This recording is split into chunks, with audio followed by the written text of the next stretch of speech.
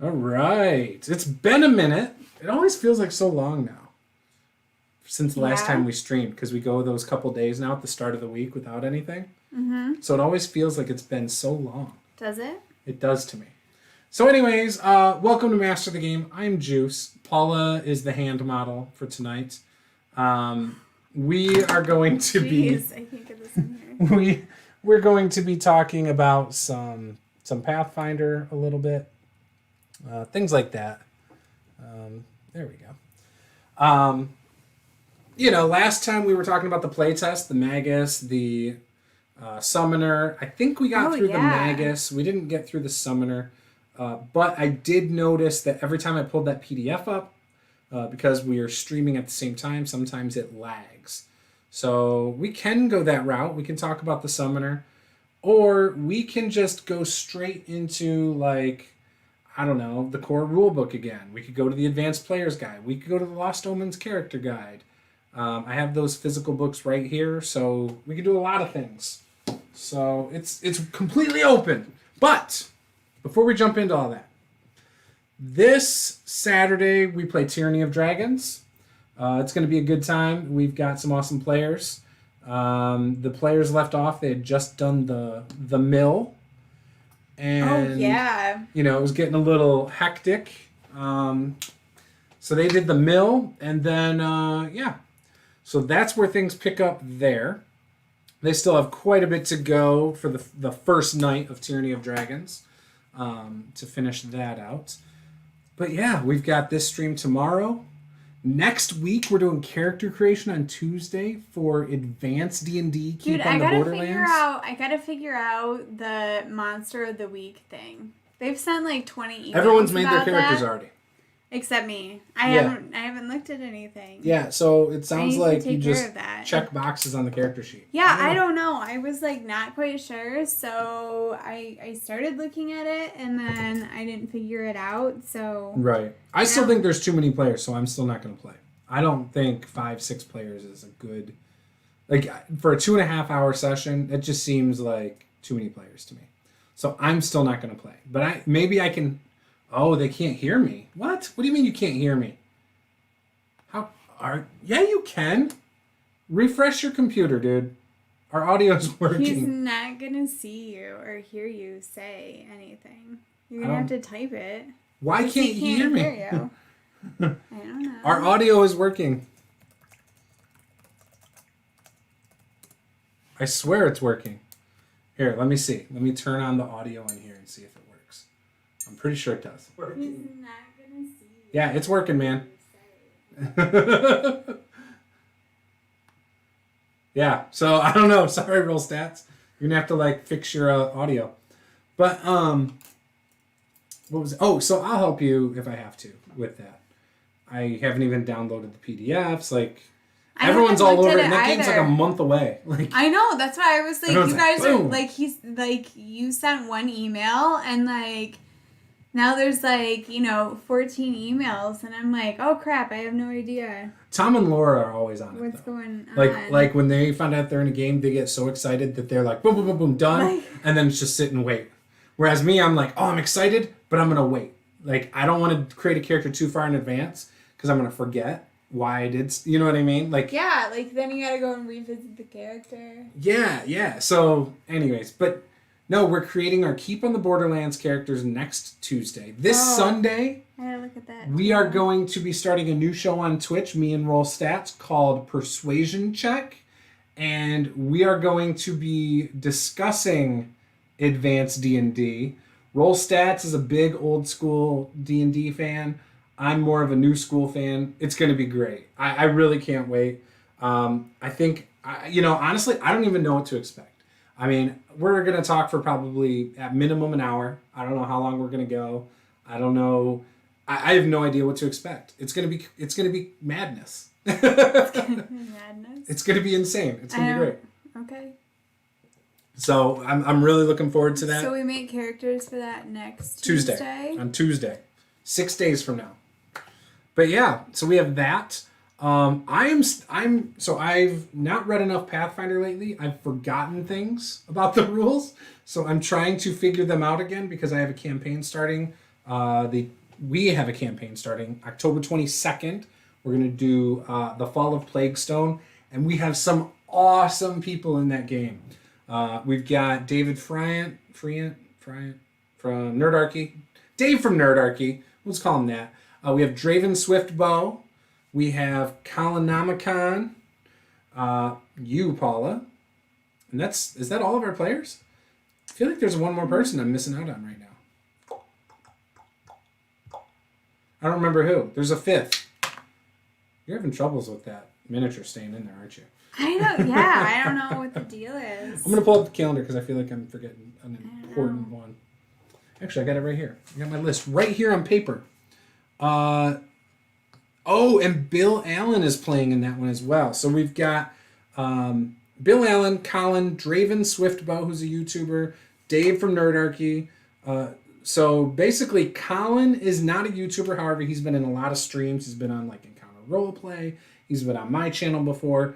He's an awesome role player. I don't know how long he's going to play because I think there's another campaign on Encounter Roleplay that he's going to be picking up with after a few weeks. So he might only be there for a short amount of time, like a few weeks, few sessions. And that's why we added the Bill at the last second. So yeah, and then obviously you are playing in that one too. I can't wait to play that. All these things coming up, I'm so excited about. I'm gonna try. I've been saying this for weeks now. I'm gonna try and have my Kobold video out for the Advanced Players Guide to Pathfinder. I'm gonna try and have that out this weekend, and then early next week I want to have my Orc video out. And then we'll do the other two Advanced Players Guide Ancestries the following week. So that's kind of the plan. We get a bookshelf on Friday. So hopefully. I'm really hoping that you don't not answer the call. I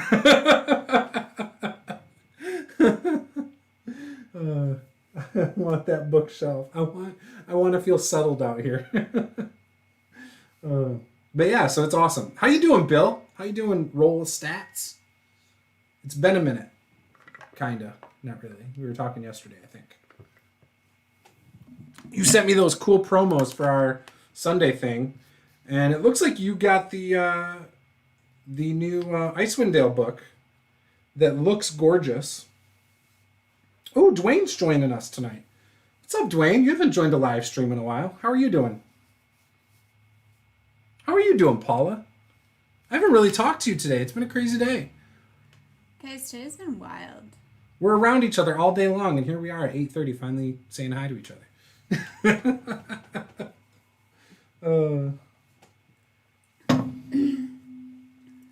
Kids and homeschooling and virtual learning is just a wild ride sometimes. Dwayne wants to see a close-up of what you're working on. Oh, is it not that close? It's this ranger dude. Looks really cool. Guys, I suck at this. And I'm here. As always, I'm looking good and feeling good.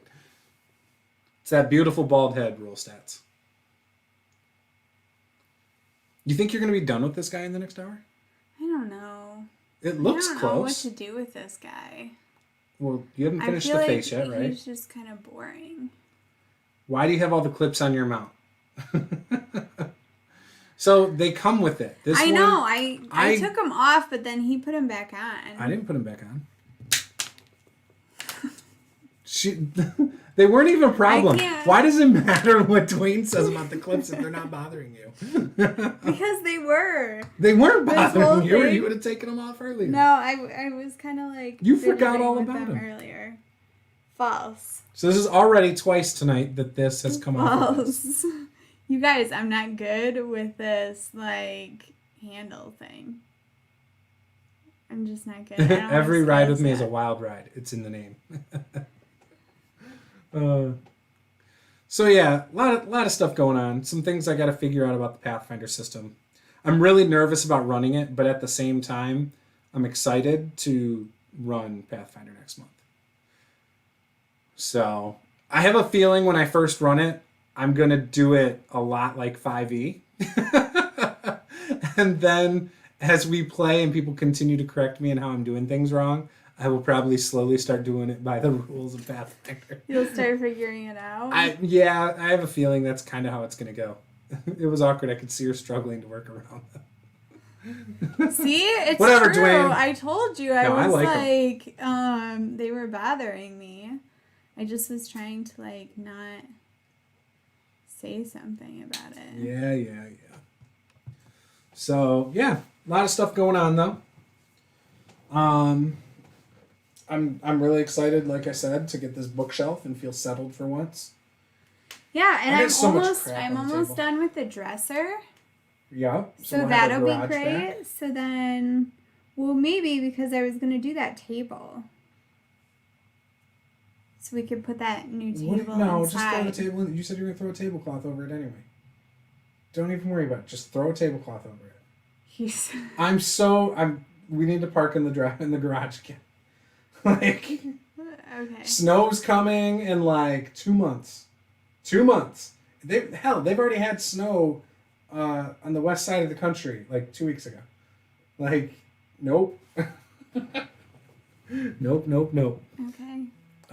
That's why I'm sticking with 5e. Know the rules well enough that they fade into the background. 5e, the rules are fine. I never had a problem with the rules. I have a problem with the character options and how you make characters. It's just not enough to satisfy me. That's all. I've also made hundreds of characters. So I'm just over that aspect of it. Yeah, don't we have to make a new character? What, for Pathfinder? No, I thought there was a D&D character. I don't think so. Look at that. I joined the stream and then dinner served. You can eat dinner and watch us. What do you mean character that we had to make? No, you just have to make your Monster of the Week character. Oh, I made a backup character for one of our games. I don't remember. Tyranny of Dragons? I think I just made a general backup character and just figured I could use it at some point. Is it Descent into Avernus? I think it was for Descent into Avernus. We're not playing that for a month. I know, but... We just played that. I know. I was thinking about it the other night. That was and I fun. was I should make a backup character for that game. I wish we were playing that in person And right now. so I just basically went through and just threw things together. So I don't even know if it's all that great. See you soon, Dwayne. I was just throwing things together and I made a fighter. Oh yeah, you said you were gonna make a fight. Is it a dwarf? It is not. Oh damn! What is it? Azamar. It is. It was the Scourge You one. couldn't stray too far away from things you like. You had to be an Azamar. It was one of the Scourge ones. I've never played those before. Rules for the show. Every time Juce says character options, take a drink. Every time I say something is OP, take a drink. Every time Melchior says fun fact, down your entire drink. So We'll never make it through. I'll never make Bill, it. remember how we were doing the Magus and Summoner thing a couple weeks ago? And I was like, I don't know if it's OP. And you're like, it's OP. So if you talk to all the Paizo people, most people don't like them because they're underpowered. Because they each only get 4 spell slots. That's it. Ever. It wasn't him. It was me. No. Well, yeah. It was me who was I'm not sure that that's really a big, No, a but terrible he's saying OP. He thinks things are OP a lot of times when you talk about Pathfinder. Oh, okay. But 2nd edition does not do that as much. 1E, 100%. I agree. 2E, not really. It's pretty well balanced. As some say, it's actually kind of like 4E in that sense, but not quite. Not quite that lame. Billy and I went and looked at miniatures the other day. Oh, when you went to the place here in town. Yeah. Yeah, you said that. You said you almost bought dwarves. Yeah, they Why were didn't you? super cool. They were the full heavy armored dwarves Were they with males or females? It wouldn't matter because you couldn't see their face. Right, but it because says of the usually armor. on it. Oh, I can't go in and buy it, if I don't know which one it is. Yeah, I don't know. What now? It was the ones that were down by the books and stuff, right? On that center rack. Yeah. Yeah, and it was down in the bottom. Yeah. Yeah. Right, but compared to what? Compared to other classes in the core book. In general, the Magus is not as powerful as any martial class or any spellcaster. Same thing with the Summoner. It's not as powerful as those things either. So in other words, it's underpowered. It wouldn't be OP. There are some cool things you can do, though. Like, for example, with the Summoner, when you summon your Eidolon, like, you get more actions. But, like, for example, if you're caught in an area of effect because you share hit points, you're going to take the damage twice. So you can die really quick. So, again, there's things that definitely make it underpowered. So, that's all. But, yeah, compared to, like, the whole system seems pretty well balanced. You know what I mean? How can a class be OP if it's not... What are you talking about, Bill? It doesn't make sense. Everything can't be OP. I'm gonna kill your character Saturday. Probably not. Don't kill his character. No, we need to find out about the love interest and how that develops. Yeah. Tatiana. Or is that her name? Tatiana? Yeah. Or something? Karolinko? Or I don't know. Some Russian name. No, it was Tatiana. Svetlana or something. It wasn't Melania. No, it was definitely Melania not. Golden Showers. Stop it. I'm just joking. Where's Chance? Chance, Melchior, Cameron, they're all bailing on us tonight. Sheesh. Look, we've been on here for like 10 minutes. Right? We're all gonna They're survive. They're late. We're all gonna make it. I mean, I'm just gonna be sitting here painting anyway, so. Yup. I meant to cut that carpet today too. For that spot against the wall there. Slacker. But like, so should I just fill that whole gap in, or should I just cut a size that is the same as the bookshelf? You should try and fill the gap. That's Okay. what I would do. Okay. I'll try then. Because, I mean, I'm not going to fill this whole gap down the middle here. Yeah, next summer we should do the floors out here. I'm not doing the floors till I do that door. Because of the water. Yeah, no, we need to do the door. Yeah, we need a screen door and then a regular... Or just put a window there. Well, no, I want the door. I want a door in case whatever. You know what I mean? Yeah, we just need to finish this and, do the fence and, do the bathroom. The bathroom would be way better than the fence. You know it. Oh, yeah, for sure. So I'm saying that the entire system is meant to create OP characters. That is what the game was engineered for. I'm not saying it's bad. I'm saying it is what it is. So why do you say that? Because I don't see the evidence there that the characters are OP. I mean... Your character is meant to be superhuman. That is by design. I felt that way with 1E. I don't feel that way in 2E. At all. Because like that's the same argument people make about 5E when you get to like 5th level. They're like, oh, you're superhuman. And like we were joking about that the other day after Descent. Like none of us who've run a bunch of 5E games feel that way. Like Luke is like, no, my characters struggle quite a bit. Like he's like, I killed quite a few. I mean, personally, I do. I kill a few. Jake's even said the same thing. Like, now he has no problem dropping people either. It doesn't feel like superpowered characters. I mean... it's all relative, I guess. It depends on what you throw at in that. But if you go by... Like, so Jake runs a lot of modules.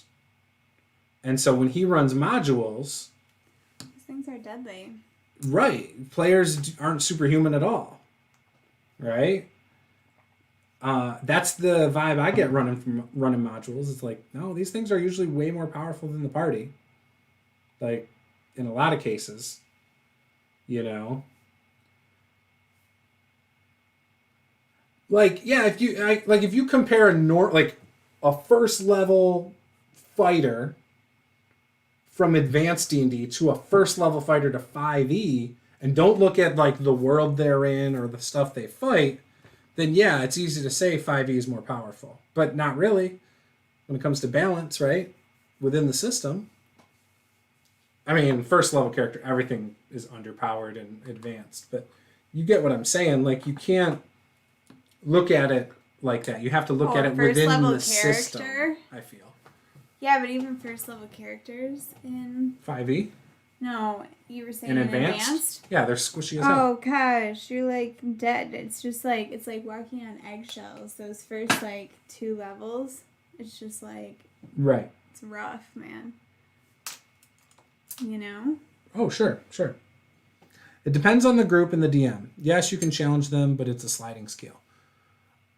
I just feel like the people that say it's super OP are either playing with DMs who fudge their dice, playing with DMs who make weak encounters. Like, that's kind of how I feel, because, I don't know. It doesn't feel that way for me as a DM. I'm able to wreck players pretty easily. And I try to make it fairly balanced, like in some instances. When I'm running modules, I run it as is, and it's always more powerful than the players. Always. I have yet to feel like a dungeon or anything in a module is less powerful. Balance wasn't even a concept in the game. Balance in a game is stupid. That's not how the world works. Sure, but in a game it can work that way. And I don't disagree. I mean, I don't care about balance. Like, when it comes down to games I've played, like Palladium books, throw balance out the window completely. Completely. And you can have plenty of fun with that. As long as, as players, hey, this character's probably going to be better than you. Like, that's just the way it is. Don't get all pissed off if you go through 3 characters and they rolled well to make their character.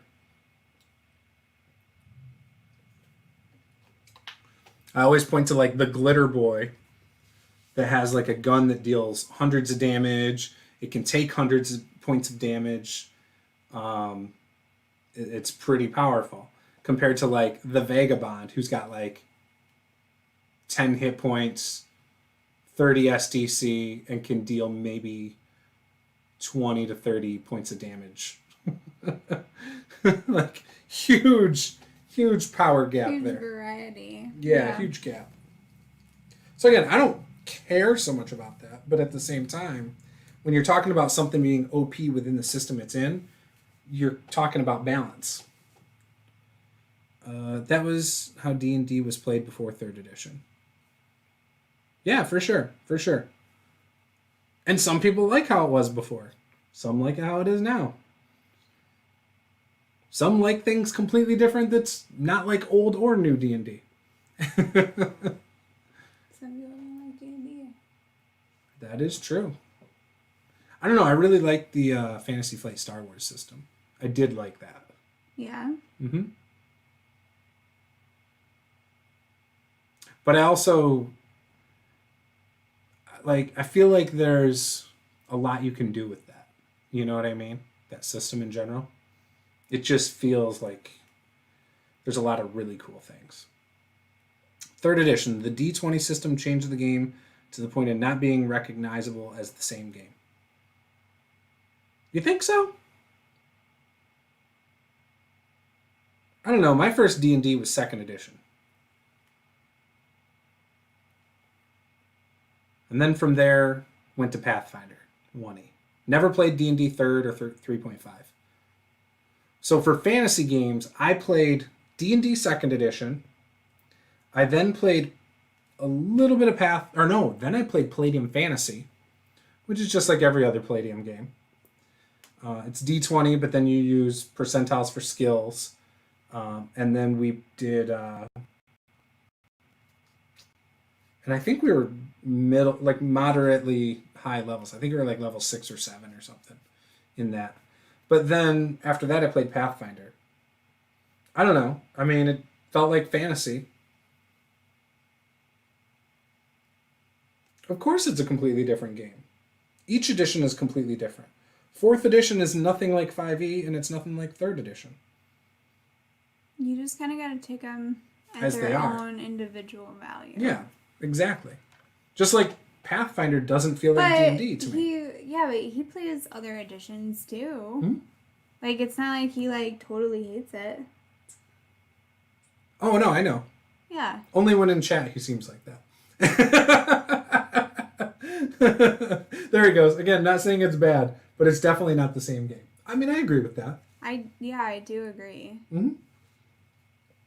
Yeah. But I feel like, and I'm someone who always tries the fighter first. Almost every time I try a new system, yeah. I try the fighter first. To me, that's like a good entry point of any system for me. I think it's because I've never played fighters that I don't do that. Yeah. I just Like it. It just won't make any sense. Because I can get right into the game and not worry about the rules so much. And I can just gauge how it feels based on how I like to play. Oh. Right? So I just play how I play. And then based on what they tell me to roll and whatever, I'm like, oh, okay. You know what I mean? Like, that's how I get settled into a system to start. And then I start doing some more stuff. Oh, really? Yes, always. I always play a fighter first. So the exception is in 5e I played a cleric first. That was the first class I ever played in 5e. I think. I'm pretty sure it was. And I liked it. Like, that became my favorite class in 5e. Cleric is one of my favorite classes in 5e. Oh, really? Yeah, I told you that before. My favorite character I've ever played was in Provokers. Oh, yeah, I know. Like, I loved that character. I got tired of it, but I loved that character. And so now I've played a fighter in Pathfinder. You know, I like how it feels mechanically. Mm-hmm. You know, it's kind of cool having, again, I like to have options. I like to have options and then role play those options out. I don't like to have literally just one thing I can do. You know what I mean? Well, you never have one thing you can do. Sure. You can try to be creative and think outside the box. Like, especially like when we played 2nd edition D&D. As a fighter, you hit things with your sword, right? You can flavor it however you want, but other than that, you have to get creative and hope that your DM's willing to let you be creative, right? Unfortunately, a lot of games we played of 2nd edition, I was not allowed to be creative. I got penalized for being creative. Oh, yeah, but that doesn't... I know. That's not the game. So I think I grew up playing a game where you were just a regular person who went adventuring and grew into a hero after time and experience. I understand that. Yeah. No, I think that makes sense.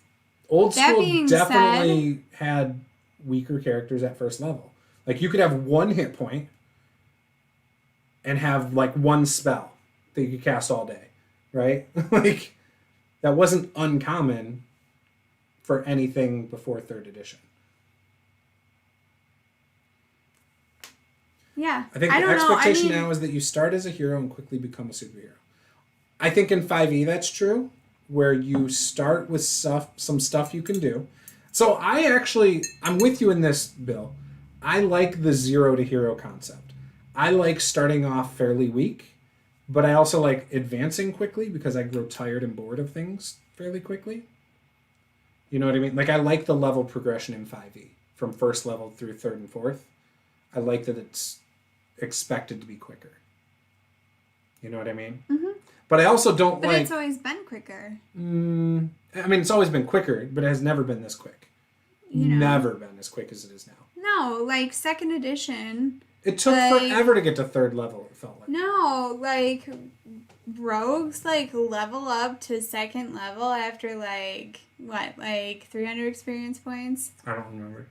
It's low because wizards are super freaking high. Mm-hmm. Not really. They're just like 1,000 or something like that. Like, they take wizards take a really long time. That's the other thing I don't like. That's why everyone has a different XP chart. Yes. Like, it's just pointlessly different. I don't know. It's just taking up valuable book space. valuable I ink. don't know what I should do with this guy. I feel like he's kind of wah. No, I think he's great. He's a little dark. Give him some highlights. Well, he's like a ranger dude. Yeah. He I think he looks dark good. on this side, though. I think it looks good. Put like a, I don't know, a streak in his hair or something. I don't know. I should mess with his hair. It's a little rough. Little flat. Yeah. But yeah, no, I'm with you, roll stats. I love the idea of starting with like no equipment, not a lot of things you can do. I think first level, you're starting. There is no rogue in second edition. It's a thief. Okay, He's so hung up on the technical terminology. You know what? I was thinking about giving up on face. Tatiana, but now I've reinvigorated my pursuit. Yeah, my passion.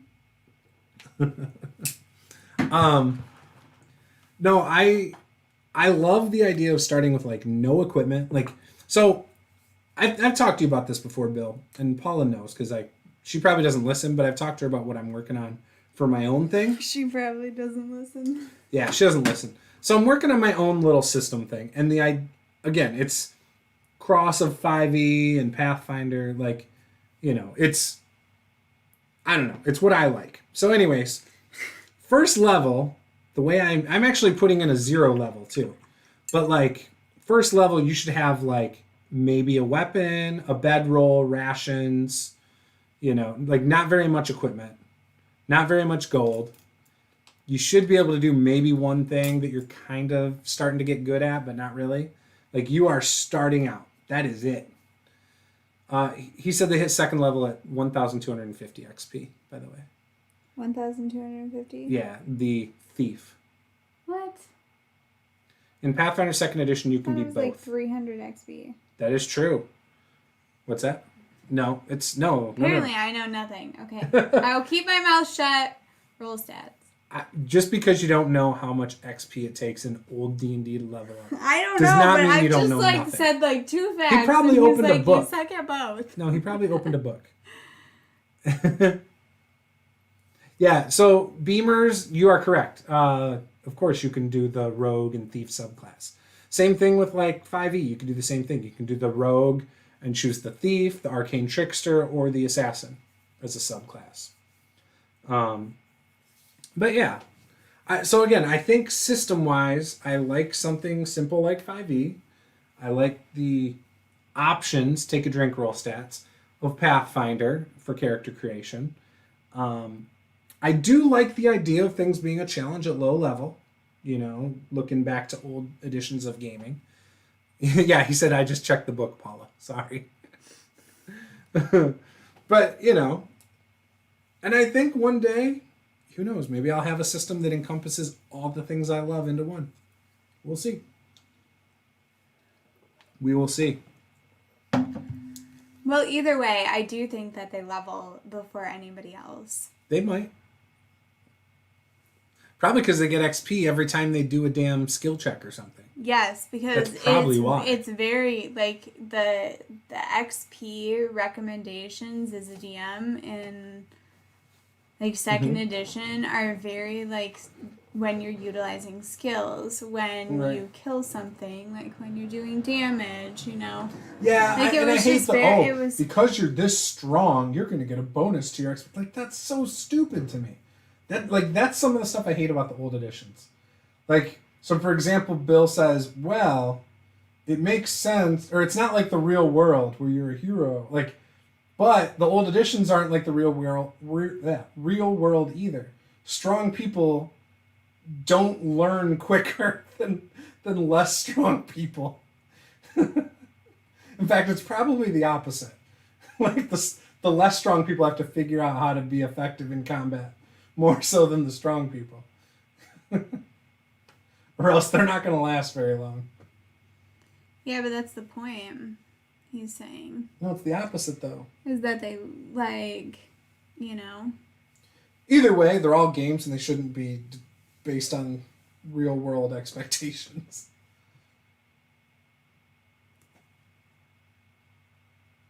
But yeah, I don't know. It's fine. What do you prefer, Paula? What do you like? Do you like the challenge of low-level old D&D? I think that... so I hate how you feel in the beginning, like you just gotta run away from everything. Right. Like, you're gonna die no matter what, and you can't do this. Like, I hate that. Right. Like, I feel like anyone in that situation who felt that way would just be like, screw this adventuring thing. I'm gonna go settle in some town, get married and have kids, and rely on the guard to protect me. Like, that's what most rational people would do in those situations. What else? Yeah, I don't know. I'm not a huge fan of that, but I do get the, like, assigning XP a little bit differently. You mean based on what you actually do? Or do you mean based on, like, oh, I'm a rogue, so because I have a high dex, I should get a bonus to my XP? Like, I don't like the bonus part.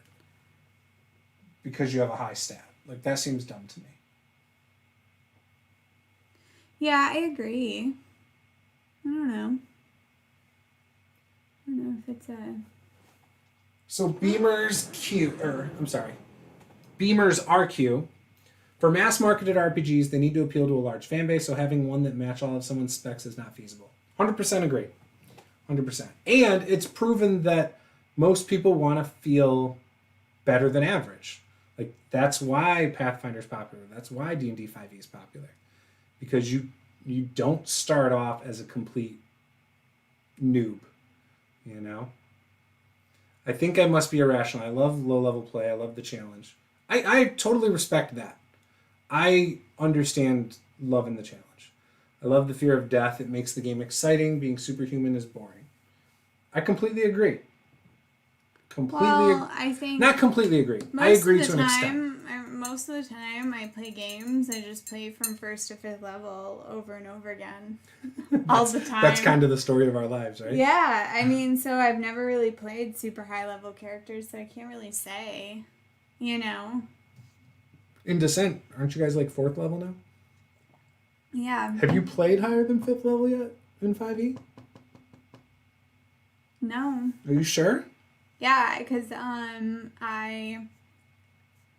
we got to 5th level in Tomb of Annihilation with DM Death. Yeah, Tomb of Annihilation that I'm running that you guys are playing in. Mm-hmm. You guys are, what, 5th level? I think we're like 6th. 6th level? Yeah. I assume you guys know how to play your characters. Because I want to get up to 8th level now. I don't really worry about what your characters can or can't handle. I just you shouldn't worry through the module. Yeah, you shouldn't worry about that with the module. I don't worry about it. If anything, like, if I know that they're really weak, then sometimes I just pick numbers instead of rolling for them. But, right. You know. Mm-hmm. So, Beamer's RQ, I love running D&D 5e. As a DM, I'm extremely comfortable with the system. I'm starting my first Pathfinder campaign as a DM next month. Going to play The Fall of Plaguestone, and I'm really excited about it. Because I'm going to learn it as I go, but I'm going to screw it up like crazy at the start. I already know I am. What should I do with this guy, you guys? He looks good. If you don't know, maybe he's just done. Is his face done? Yeah, he's got eyes. Let me see it. Hand it over. I think it looks good. It's got good detail. I probably would do something with the antlers. They just look bland. I know. That's the only thing I would do. Everything else is good to go. I could do like some wild color. But then no, it doesn't need a color. It just needs like something to... Right now it's just all one color, it looks like. I know it's not, but add like some That's highlights. Why I was like... Or something. Add like some darker brown to it in spots. Not the whole thing. No, you said it was kind of dark already. I agree, right, it's kind of dark. But the antlers need something to make them, each part look a little different. Like, think about it. If you were painting antlers, what would antlers look like? I would have painted them a color because they're probably... They wouldn't be one color, though. That's why like... they look unfinished. They look bland. Like, look. No, I know. Look. I know what you're talking about. I'm not dumb. Look at all that range of color. I know. Okay. So right now yours look like this. Not like I really like if you could somehow do something like that. Oh, okay. You know what? So you roll. You know, but that would be fine too. So that's all. Okay. Thane says, similarly, I like old MMOs way more than anything in the last 15 years. Yeah, I'm not a big MMO person, personally. I'm playing Pathfinder Kingmaker right now on Xbox. That's been fun. I've slowed down a little bit on it, but I plan on getting back to that a little. So, again, I love both systems. So, I think they're both really well done. They're completely different, though. And they're completely different than old school, and I'm excited to play that next week. So I'm excited to have a good time.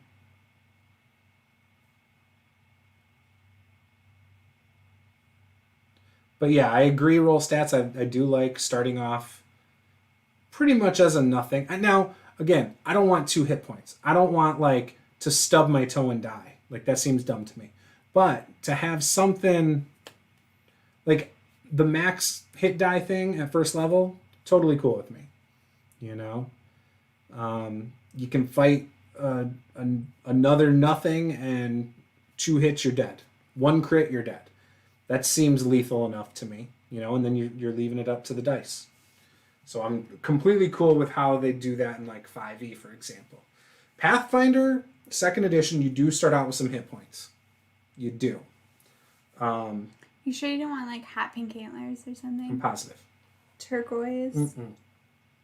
They could be, like, they're magical. Nope. You're almost done. You're so close to making my perfect druid. Like, so close. He does look amazing. Roll stats, you are correct.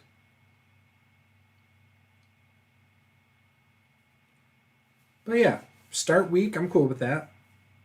Get stronger as you go. Cool with that. I don't want every single encounter while I'm playing to feel like it's an extreme challenge. I like variety. I like some encounters to feel really tough. Some encounters I want to feel like a badass and just whoop the floor with them. So I like it to be mixed up, to be honest. I need to read this Monster of the Week thing. Yeah, I'm not reading it to you. If that's what you're getting at. I don't want to talk about that on stream. I don't care enough.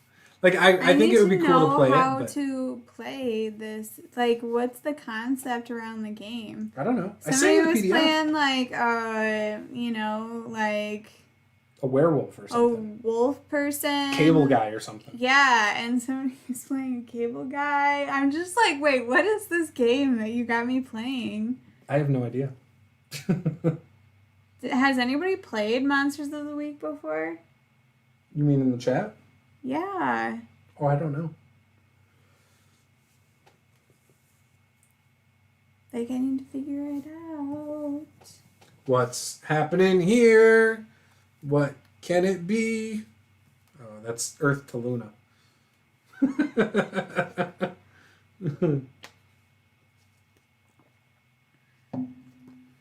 All right. So my video this week is about kobolds. Yeah. Yup. So kobolds, I think, make for excellent rogues. They can set those traps and stuff, you know, like kobolds are known to do. What else?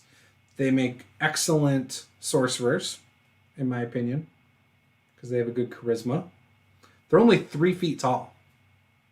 Oh, they're little. Roll Stats says, no, never tried. Should I? We don't know yet. So I'm not playing it. We had 7 players lined up for this game in like no time. And so I backed out.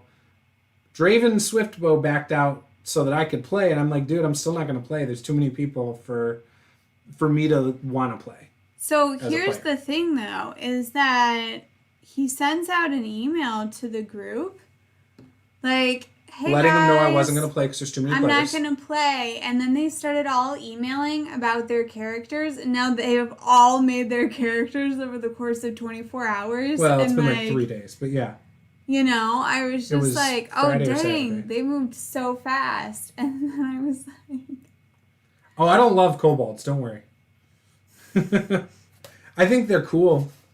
I like using them as monsters. Honest, you would love Paula more if she were a kobold. No, definitely not.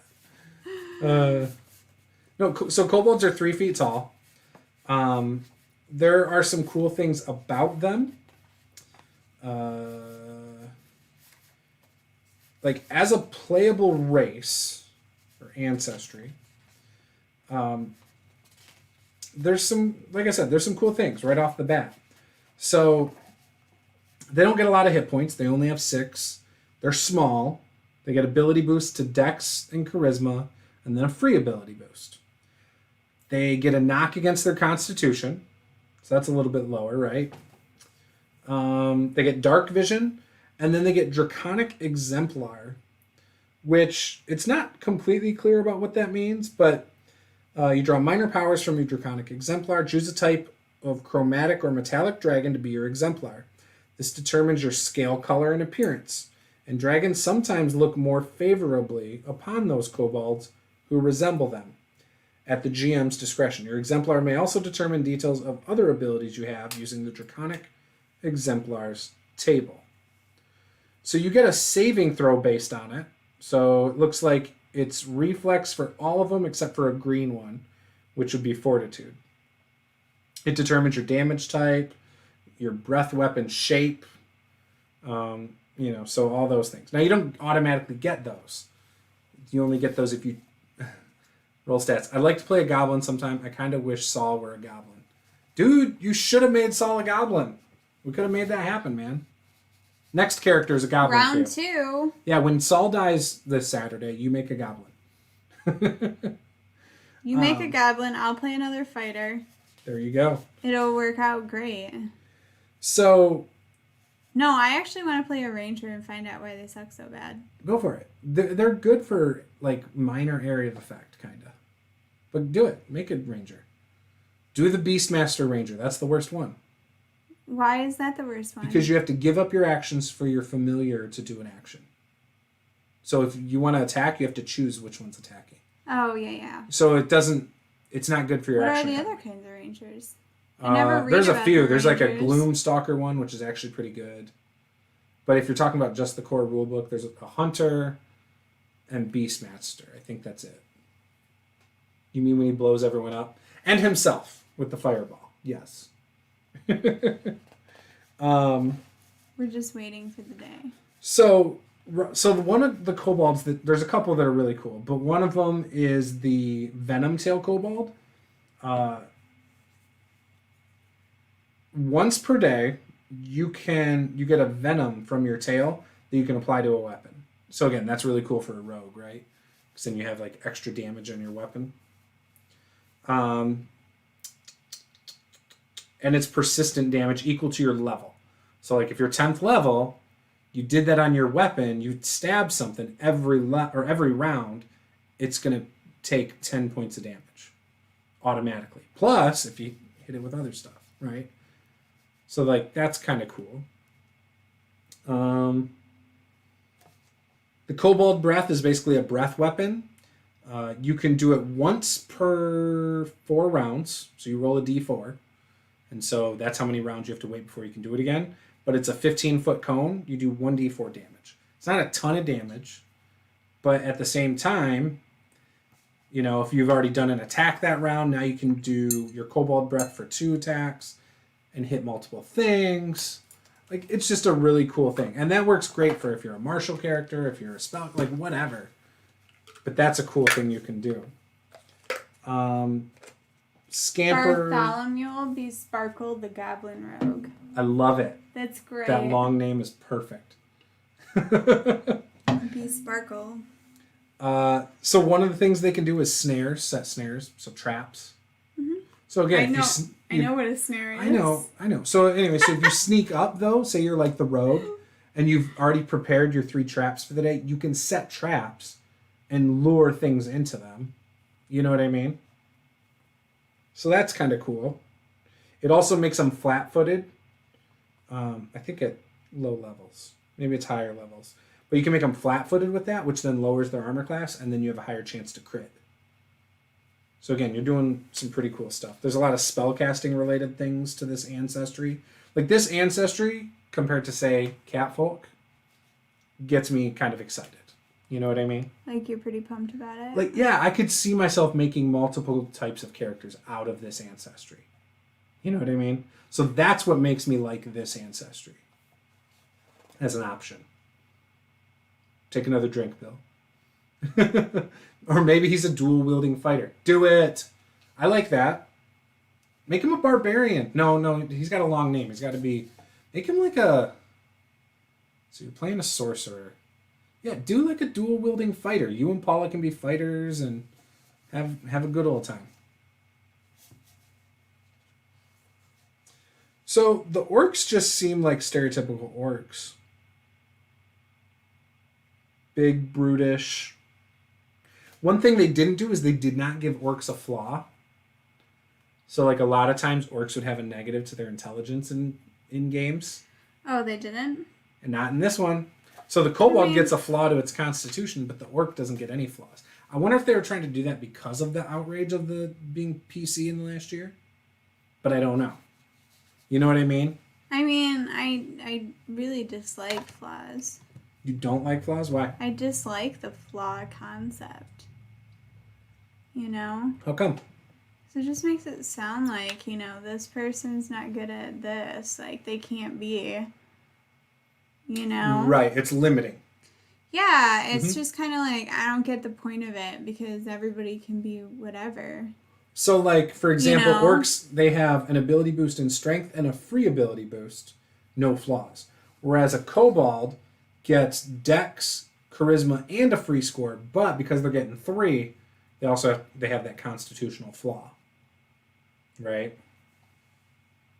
So you would rather just have one specific one they're good at and then a free boost. No, I just rather think than the in other stuff? general they're kind of silly. So would you get rid of the boosts too? Yeah. Gotcha. So you wouldn't do any of it. No, it just seems sort of silly. Like, it shouldn't make a difference. Like the, you know, having dark vision or whatever, that makes sense because that's about the environment you grew up in. But to just like default say this race is good at this and this race is not good at this just seems like it. Well, they're not races, they're species, if you really think Yeah, about but it just seems like, well, or whatever you want to call it. It's not, you know, I've always thought it was weird. Like, it's not like it's like a new thing or whatever, social movement or, you know, any of that type of stuff. It literally is just, I've always thought it was kind of weird that certain, you know, races in general, you know, so even if it was D&D, like, way back or whatever, like, I just thought it was kind of silly. Like, they should all be the same, but maybe the abilities are different, right? The equipment that you get when you start off is different. That makes sense. Like, it used to, like, you know, you would get, like, an elf would always by default, you know, kind of start with a bow or whatever because they grew up in the forest or something like that. That's like that's something I'm trying to do too. It's an environmental thing. So, like, I get that. That makes sense that you would have, like, differences or whatever there. Or you have dark vision because you spend a lot of time in caves or whatever it is. Like, that makes sense. But just, like, the idea of, like, well, this race is prettier. Yeah, or this race is more charismatic or whatever. They're just more likable. Yeah. I don't know. It's just sort of weird. So roll stat says dual-wielding fighter with nimble escape. He would be like a little mini whirling dervish dashing into the fray and pulling back, parrying and thrusting, a tiny dynamo of death. I love it. You should make him a swashbuckler. That might be kind of cool. Like, make him a rogue, but, you know, flavor him like a fighter. Because rogues get, like, bonus actions to, like, disengage and double move and do crazy stuff. I don't know. It sounds kind of like you're describing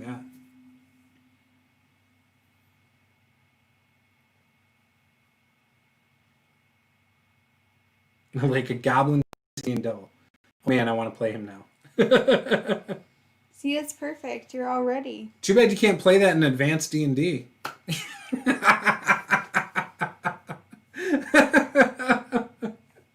He's about about to tell you the exact way he would build that character. He'd be like, "Oh no, in you advanced could. D&D. You just have 2 swords, Yeah. and you ask your DM for permission to flavor him as a goblin." That's what he's about to do. That's what he's gonna do to you. He's gonna own you. And then I'd be the jerk DM that says, "Nope." I'm kidding. Yeah, you should run a 2nd edition game for him. Who, me? I'm not running 2nd edition or advanced or any of that. I have no intentions of trying to run those.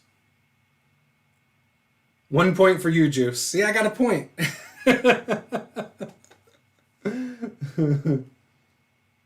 I think that actually sounds like a cool concept, though. I look forward to meeting Bartholomew B. Sparkle. B. Sparkle. You know what it makes me think of? Persuasion check passed. The Trolls movie. Oh, it does. You know how there's like a glitter troll in it or whatever? Glitter sparkle or something. And he's like diamond encrusted. Yeah, something like that. He's a rap Oh, look artist. at your Azamar. Oh, there you go. She's about to whoop the crap out of that demon thing. That's cool. Sorry, looking at the back of the Gods of Magic book. That was cool. Yeah, persuasion check's going to be fun on Sunday. I'm going to try my best to not talk over you and to let you get your points in. Just tell him to shut up if you have to. Melchior says, "I boop you on the nose to announce my arrival." Is that a fun fact? I'm just wondering if Rollstat should take a drink yet. Or not. You're going to kill Bill. Bill's going to get so drunk, he's not going to be able to make it to our stream tomorrow. He's going to be so hungover. All because we're talking about character options and how kobolds are our favorite ancestry and all that stuff.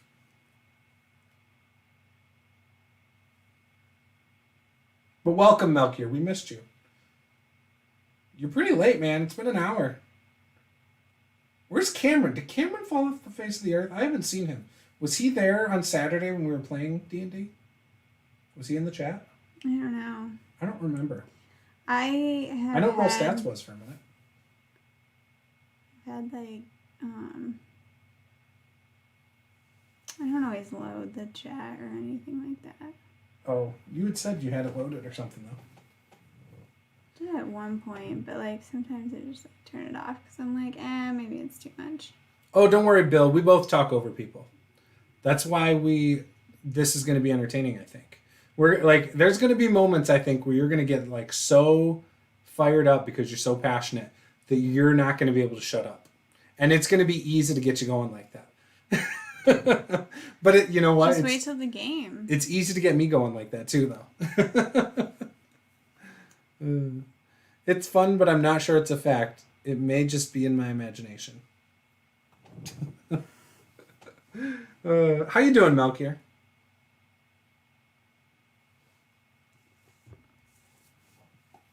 Yeah, I got to look over the work a little bit more for my video next week. Are you going to do that one next week? Yeah, so I'm doing them both. I'm going to film them back to back.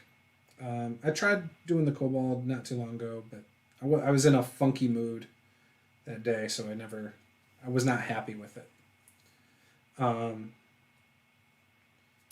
Like, I wasn't me. You know what I mean? Like, sometimes you just feel like you're not there. Like, you want to do the video, and then you go to do it, and you're like, yeah, I'm just not feeling like recording a video. And then it feels like you force it. One of the promos I have going out is, mark your calendar. Starting this Sunday, September 20th, I'll be co-hosting a tabletop RPG show on Twitch with Juce from @MasterTheGameRP. So, if you have any burning questions for me, perfect. I love it. Still alive, and some people think that has to be a positive. Yeah, I'd say that's positive. Yeah, it would be sad.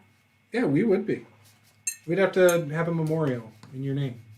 It would be like Juice's 101 fun facts of role-playing games. We'd have to collect Melchior's fun facts and make them into a book. Dude, yeah, we'd have to go back through all those old streams and find your fun facts. Hey, Roll Stats, why do you prefer rules light systems? Hey, Roll Stats, how the hell does THACO even work? Hey, Roll Stats, can you actually create a playable character rolling 3d6 down the line? Ooh! Hey, Roll Stats, why are you such an asshole? But you've been waiting for an attack of opportunity. This is your chance. Make your persuasion check. See you there. I like it. I like it.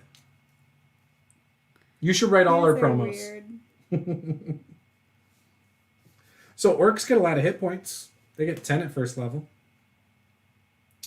They get dark vision.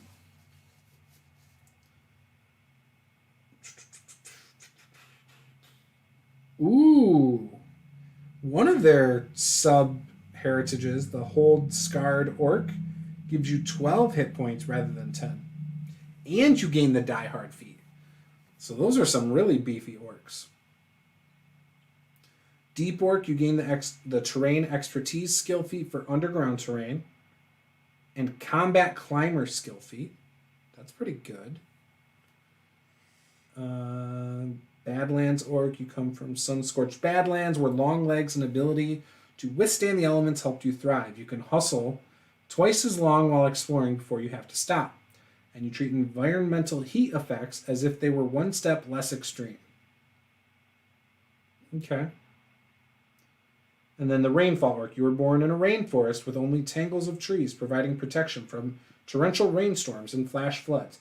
You've learned to move adeptly through jungle terrain and resist the various ailments common in humid environments.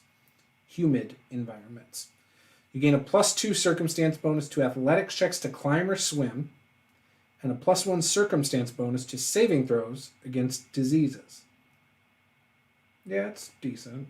I mean, the +2 is nice. Yeah, I don't know. That's cool. Like, those are some decent options. You know, almost like whatever you play, you're going to use some of those. You know what I mean? Yeah. First level Beast Trainer. Wow. Train animal skill feat. That's pretty good. Melchior, Ripley's Believe It or Not. That's a thing, although most of his facts were just things someone heard. Roll Stats. I'm sorry. What, Melchior? He was fact-checking himself with Ripley's Believe It or Not for some reason. Isn't some of that stuff fake on Ripley's Believe It or Not? Oh, probably. I don't know. Did you ever watch that show? Used to watch it. They have actual places. Like, you can go in. They have their own museums. Like, there's one in Australia. There's one, like, in California. Like, they have them all over the place, I think. And they have, like, wax, like, people of, like, certain people in history or whatever, supposedly, and things like that. But it's basically like a wacky museum, I think. Maybe I'm wrong. I don't know. Tusks. Ooh, Iron Fists. Your fist unarmed attacks no longer have the non-lethal trait and gain the shove weapon trait. Nice. Orc lore is always good. Any lore for your class or for your ancestry is usually pretty good. Gives you a couple feats, like skill, like feats or whatever. Yeah. Mm-hmm. Yeah, you became trained in orc lore, trained in athletics and survival. So I guess this just gives you skills, doesn't give you any specific feats. But some of them will give you like a general feat that's usually pretty cool. But yeah, Tusks makes you do 1d6 piercing damage when you bite. You can only take that at first level, though.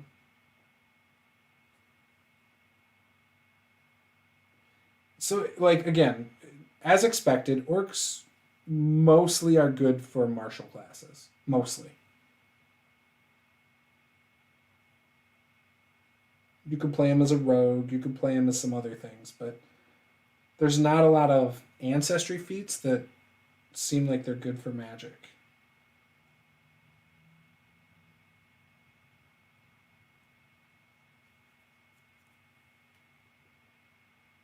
Yeah, nope.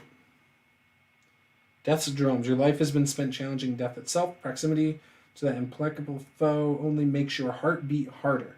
You are taking persistent damage or your wounded value is 1 or greater, you gain a +2 circumstance bonus.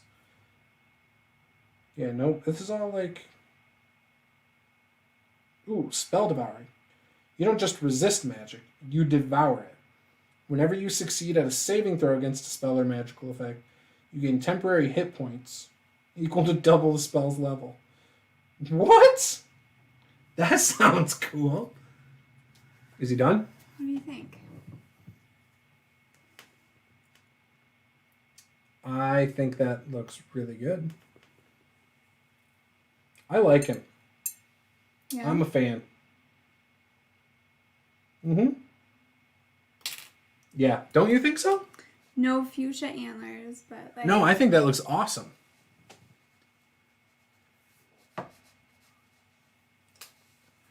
Someone mentioned Juce's fact, so it reminded me of Ripley's Believe It or Not. Brolstat says, that seems a bit racist, Juce. Are you an anti-orcite? What? I don't know what you're saying, man. I don't think it sounds racist. I actually think... So, I think the orc sounds cool, but it's mostly martial. Based on these. Like, that's where it would benefit the most. But you could play it any other way. You could play it as a wizard. There's no reason you couldn't. I mean, you could put your free stat into intelligence and start off at 12. You can get another intelligence boost from background. You're at 14. And then the class, So what are we going to paint next? Boom. I don't know. What do you want to paint next? I don't know. I got, let's see, what do we have? This giant guy. I don't think you should paint the I don't giant. think we should paint him. No, just throw him... Here, give him to me. I'll throw him in the other thing. These are just the things I have sitting in front of me. Oh, I have these. You don't want to paint those. No, but Do the barbarian chick you wanted to do. I probably could. However you want, with do colors. them all tomorrow. I could probably do start to finish tomorrow. Okay. Do This her. chick is great. And do her however you want to. With colors and whatever. That's a character you're going to play as one day. Anti-orcite. No, I love orcs, dude. I'd rock an orc. How do you paint around this, you guys? Look at this. I would totally play a smart orc, too. Like, it was like sitting on her hair. Paint a dual-wielding goblin and name him. So, I don't think she should paint a dual-wielding goblin. Not tonight. Maybe next week. Because your character, even if he dies, there will not be a Bartholomew for at least a month. So we've got time. I don't have a dual wielding I think goblin. we need to find a good goblin for that. If we're going to do it. You don't want to do the Reaper Bones ones for it. You need a good one. This is the one Lily made. Not bad for a 9-year-old. I think that's pretty good. Yeah, no, I think it is too for a 9-year-old. She did a great job. She was so proud of this. She showed my parents. Did she? She came in and grabbed it and went and showed them? Yeah, she was like, because I said you were getting new bookshelves, and I painted the dragon for the top of the bookshelf, and my dad's like, you did what? And so I went and got it and showed them, and they were The big like, dragon? oh, geez. Apparently that was not expected. You should do the barbarian. You There's bought this that guy. specially like a couple weeks ago. Just so know. you could do it. So just paint it. She also has this version, too. Yeah, but that's the boring version. That's the one that you should paint This for one's me. the cool one. Yeah, do the cool one for you. Do the other one for me. That's Bethany B. Sparkle.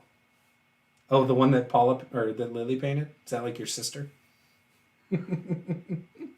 She looks vicious. Look, she really put blood on the sword and everything. Mm-hmm. She was so pumped about that. I think that's called a horse chopper, by the way.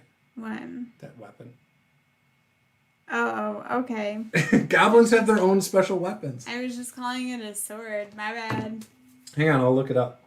Sword is like the subtype. That's like or sword's like the type. You're like specifying the subtype. Okay, so I'll do her. But what colors am I going to do? What colors do you want it? It looks like lightning, doesn't it? So do like purple and like That's what I was gold thinking. and silver. Purple, gold, and silver. I don't know. She's got like chain on or something. Great, it can be gold chain.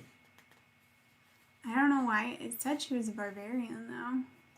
I mean, she is. Chains if you were painting it like a crappy barbarian, look at the back of the package. It'll be a normal chain color with leather, and that's like it. Browns. Like browns and like dark Just grays. brown. Yeah. So I said it's more like a leather. Yeah. But you don't want that. It's got the gold accents. Oh, she's not wearing any pants. Nope, it's all leg. No pants. Okay, it's called a dog slicer. It's agile, backstabber, finesse, goblin weapon. Yeah, I was wondering what you meant about the horse chopper. The horse chopper is a bigger weapon. It's got reach, trip, and versatile. So, yeah. Okay, So look at that. Next time we'll paint her. And that's all I got. Here's the goblin horse chopper. It's this thing.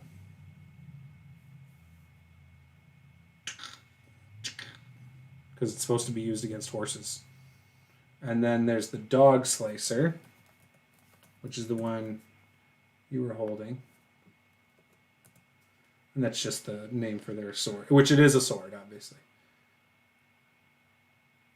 But yeah. Correct. I think it's fun. Bartholomew's twin sister. It's all in my backstory. Question, will I be able to screen share during the game stream for handouts and images and maps? So on Tuesdays, when you are running the game, I can make you a host on Zoom, and then you can. I don't know how to allow the permissions. I've had problems with that lately. And you can't set it as default being able to, everyone can do it. Because Zoom is making changes constantly, and it's kind of annoying me. But yes, you will be able to. We'll just have to make you the host of the Zoom call, which is fine. Cool? So you're doing the barbarian? Yeah, I'll do the barbarian. I'll do her. Okay. You want to start it or no? You got like 20 minutes. Are there any colors over there that you already have out that you've used that you're interested in?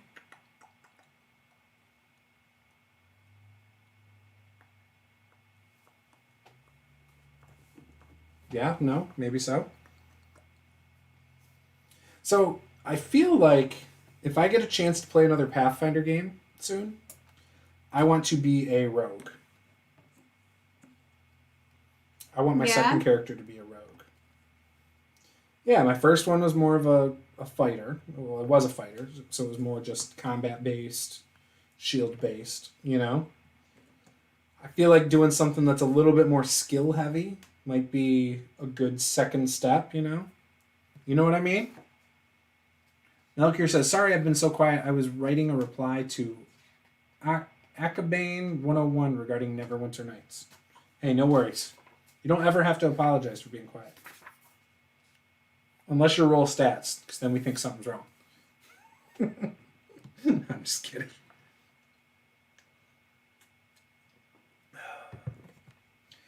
But yeah, I don't know. I feel like a rogue would be fun to play. I feel like a rogue would be fun to play for a campaign, though, more than just a one-shot. You know what I mean? Okay. Like, I feel like you would need to play it in multiple scenarios to really get a feel for it. Whereas, like, a fighter, you just need a couple combats. And now you know what it feels like. You know what I mean? To play one? Yeah. In a new system. Oh. Does that make sense? No. No, that doesn't make sense? No, I disagree. Why do you disagree? Because I don't know that you really get a feel for it when you just play the generic same character you play every single time. I'm talking about for the mechanics. I know. You don't really learn the ins and outs. I mean, it's hard to say from one level in general, but yeah, I don't know. I don't know. How long do you think is a good time, like a good amount of time to play a character before you know? Before you know the mechanics? Yeah. Oh, I don't know. I don't worry about it. It's just definitely not one time. That's all. I just roll like, dice. Not one session. I just roll dice. Like, people tell you when to roll dice. Like, whoever's running the game tells you when to roll dice, and you just go through and you play the character that you built. Like, people tell you when to roll dice. Like, just tell them what you want to do. So, from your experience of all the games you've played and all the sessions, how long roughly has it taken you to feel comfortable with the character? Like you understand how the mechanics feel for that character?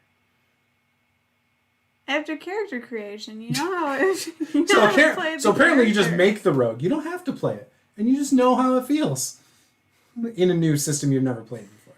No, you just like you get it like whatever. It's usually like one scene in, and then you're just like, oh yeah, I got it. You just said one session wasn't enough for the fighter. Now you're saying one scene. One scene. No, because I got it. What are you saying? No. You're so contradictory. No. I mean, because like the fighter's so generic. You just play it the same way you play everything. So like it just doesn't, like how do you get a feel for anything when you just do everything the same way? But you don't. The system is different. I don't know, man. I just play the character that I made, and like I roll dice. I don't think you even put. You're like, whatever. I just had fun. I have no idea what it felt like. I rolled dice when I was told to. It was I killed stuff. Yeah, you get it. Fun. I just feel like you don't think about what you're doing. You're just like, I did it. Done. Like I test drove the car. I went around the block. I saw some trees. I don't know how it felt. I just turned when I had to turn, and I stopped when I saw a red light. I don't know how the car felt. But like when people would say that, it's, so with the car, it'd be like either you like the car or you don't like the car. Like right, based on how it feels. It doesn't matter how it feels. You just like it or you don't. Like, you don't have to know why you didn't like it or whatever. You just didn't have fun. You didn't like driving around in it. Maybe next time you drive the same car, you'll like it. Rollstat says a dual-wielding goblin rogue. Sounds like a good idea. Where did you come up with that? Who are you asking that? Because I told you to do that like 20 minutes ago with Bartholomew. Blech. Two rogues together against the same enemy are pretty deadly. One or the other is almost certain to get a sneak attack each round. Which, are you talking about 5e? In 5e, like, rogue should always have sneak attack. If you have a tank in the group, your rogue's sneak attacking all the time. He should always focus fire, the same guy. Roll stats. You should name him Bernard B. Sparkle, brother of Bartholomew and Bethany, son of Barney and Broomhilda B. Sparkle. Victor Snyder. Hello, I am here. Thanks for waiting for me to show up. Hey, no problem. You got about 10 minutes. Melker says, I'm replaying the Neverwinter Nights OC using a fighter rogue, and I have a rogue henchman. Enemies tend to fall fast. Oh, I bet. Victor says, Paula, do you think up the concept for the PC first? Paula doesn't put a lot of thought into her characters. No, that's not true. That's not true. When I used to ask you about before 2 years ago, she had never knew anything about her character before we played a session. Ever. I just wing it. Yeah. So she never had character concept. She had a build concept at times. Yeah, you have I always have a build concept, but then I don't really know how I'm going to play the character until I get in there, and it's like, oh, these are how other people are playing. I think that's why it's hard for me when everybody's like, I'm going to play this type of character, and I'm like, yeah, I don't know. I'm just going to wing it and see what happens. So first of all, but the concept. Explain what your concepts typically are. Like right now, if I said to make, but explain how much thought goes into that and what you're, like if I were to say, all right, you need to make a new character, a backup character for say a new camp, or just you have to make a character for a Tomb of Annihilation game. What would your concept possibly be? Well, it'd be like a paladin and an Aasimar. That's it. No, that's not true. I've played a paladin one time. I played an Aasimar one time. Yeah, but that's not what I'm talking about. I'm talking about like when we did that, for example, and you were like, yeah, I think I'm just going to play a paladin. And Aasimar sounds cool too. Like that was it. Like, and then you're like, ooh, which Aasimar should it be? Which paladin should I be? Like there was No, like there is thought behind it, but it's usually like, well, what do I like? Oh, I feel like playing this class, and then it's like, okay, what type of character would I play within that class? Like, I don't know. Yes. So what type of character would you play in that class? Like I decide what type of flavor I'm gonna, put on whatever class I'm playing. And then I just build a character from there. I don't know. What do you mean by flavor? Like, whatever you're going to do. Like, oh, okay, so what do I want to play? Like, do I want to play combat? Do I want spells? Oh, okay, like, I want to play a combat character. Do I want to do distance? So do you do blah, that blah, blah. before or after you've looked at the subclasses in D&D? Before. Okay. And so then you pick a subclass that you think best fits that matches that. Okay. Because so like the bard the that you made for Descent, there was no concept. It was literally, hey, here's 6 subclasses. Well, and I was long you term. kept No, I said I had never played a bard, so I wanted to play a bard. Right, and that was it. So then you went through all the subclasses, but there was no concept beforehand other than you knew you wanted to play a bard. Yeah. Right. I mean, so that's what I decided, but I wanted to I want to talk my way out of things, right? So after Victor asked that, Rollstat says, she just rolls the dice when the DM tells her to. Don't worry, Paula. I'll tell you when to roll on Tuesday. It's funny. I always have a character concept, but I find it hard to come up with a build. So he's the opposite of you. He comes up with the concept first. No, I just make a build. You do the build, but you always did pick it at the same time. The Druid. Oh, okay. Well, I want to play a Druid. Okay, what race do I want to play? Oh, I do both. I haven't played Halfling in a while, so I'll play a Halfling. That sounds cool. And then I'm gonna make her she's this weird eclectic lady. So then I had to pick a magic item. So I picked the staff with the 3 things floating above it. Yeah, and you've made it into a character before we played our first session. Yeah. I get that. But I go through the build process. But you do it backwards to what Roll Stats does. Yeah, you're the opposite of Roll Stats. Yeah. And when I met you, you were like, yeah, I would just make a build because when I met you, you were 2E basically. You were like, I would pick a class, pick a race, then that's my character. And then you'd figure it out as you went. That you didn't come up with concepts back then, you said. You've said that in previous videos, that we did 6 years ago. Yeah. But yeah, so I do both. It just depends. Sometimes I have a concept and then I build a character around it. Sometimes I do a build and then based on the build, I fill in the character. So Pathfinder 2nd edition is cool for me because I can do the build and then fill in character stuff based on the choices. And that's what excites me about the book, is that it inspires so many things I never would have come up with on my own. That's how I feel about Pathfinder. 5e is not necessarily like that for me. I still am doing the mental gymnastics myself. You know what I mean? I don't feel as inspired by the choices in 5e. Does that make sense? Melchior says, for some time I've been thinking that I should make a rogue named the Rouge Rogue, as a dig at all those people who keep on misspelling rogue as a rouge. Yeah, so a lot of people, I've actually seen that before, the Rouge Rogue. Moulin Rouge the Rogue. I have not seen that before. Melchior says, rouge being French for red, in case anyone didn't know. There's another fun fact, which I knew that actually. Melchior says, it's starting to rain outside. I should go see if my pussycat is ready to come inside. Why do you always call it a pussycat? Why don't you just call it a cat? You're the only person I've ever met who always calls it a pussycat. Is that normal in Australia to call them a pussycat every time? Or do other people just call them cats? Or are you just excited to call it a pussycat? What? You're really picking that apart, man. I'm just, because it's every stream. He says pussycat every stream. He likes his cat. He can like his cat. I didn't say he didn't. I'm just curious if that's a normal thing where he's at, to refer to them as pussycats. Or if it's just a him thing. It's just a weird question. No, it's not. It's totally a weird question. That's not a weird question. Anytime people say something over and over again that's not something I'm used to, I ask. Like, what do they call couches in England? Oh, what we called them growing up? Yeah, what are they like called? Like a Davenport? Davenport. Yeah. So if like someone were to say, oh yeah, I'm going to go sit on my Davenport, I would be like, wait, do people actually talk like that where you're from? Because I would never call a couch a Davenport. That seems weird to me. Davenport is like a brand name. Like, that's how, like, that's what I would think of it. Whatever. You named a city like Burlington Coat Factory or whatever. I didn't name it Coat Factory. I named it Burlington after the guy, you know, who founded the city. Yeah, he also started a coat factory, too. No, he didn't. No, he didn't. He did. And actually, I used a name generator, and then I liked it.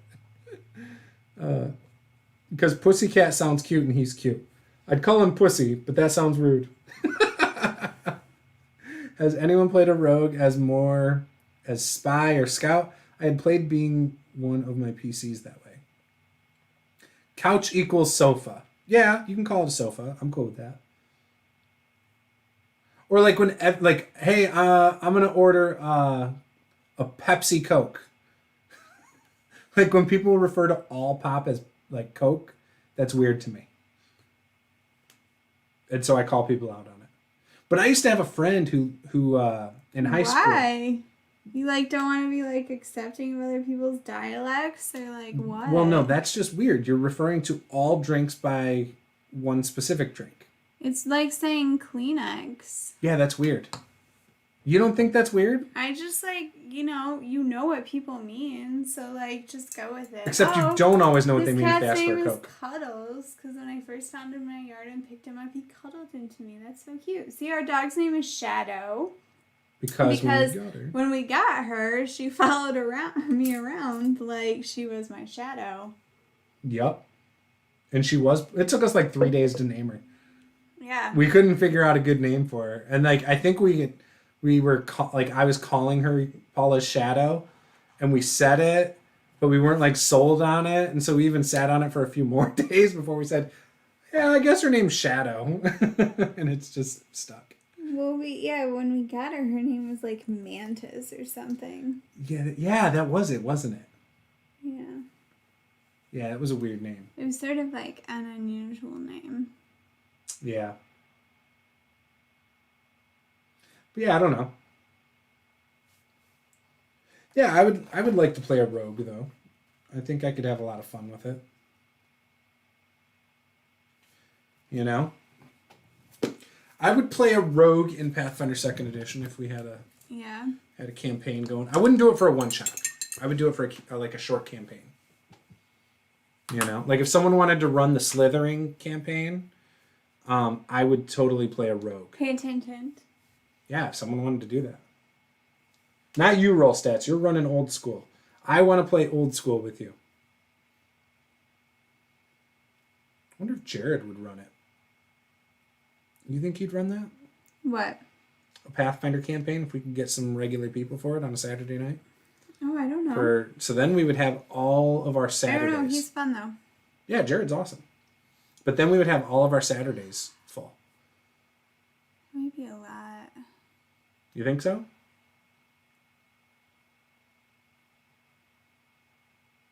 I guess for you, because then that's every other Tuesday, every Wednesday, Thursday, and Saturday. Yeah, that's a lot. 3 nights a week. Yeah, but you're only playing a guaranteed 1 game a week, sometimes 2 games a week. And you're painting minis, which is your relaxation time. Yeah, but so this doesn't, This doesn't matter, you've said. This doesn't bother me as much. Because I don't have to talk. Sometimes I can just sit here and not say anything if I don't feel like it. Mm-hmm. It's not a big You don't deal. have to talk in a game either if you don't want to. You can have off nights. I know, but like you gotta turn like camera on and like see people. Well, now you got a cool headset. My dog Spunky was named that at the shelter. It fit him to a T. Yeah, Paula has a new headset. So now when we play games, what? We can just make her use that. It's going to be great.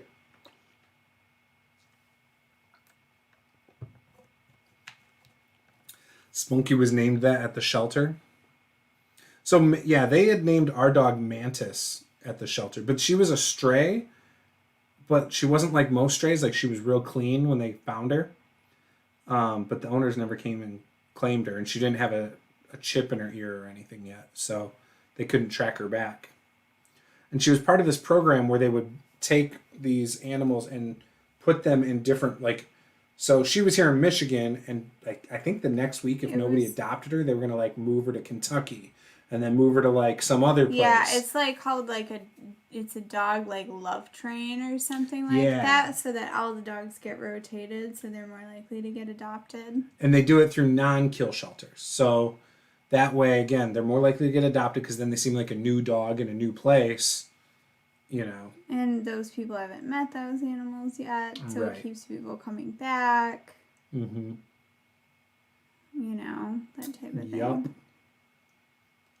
But yeah, just Mantis was not a fitting name. Yeah, no, she's not. Like, Mantis you would think would be like a biter. Yeah, or like a really aggressive dog, or like whatever. She's like a 55-pound lap dog. Yeah. She thinks she is. When you do all the skin tone, we can end the stream if you want. Okay, well, there you go. I just didn't want you to get too far ahead. We're after 10 o'clock now. So. Yeah. All right, guys. So thanks for watching. Tomorrow we'll be back. We will be painting this barbarian. And, you know. So, anyways, love you guys. It's jacked right now, but... Well, yeah, it's only got one color.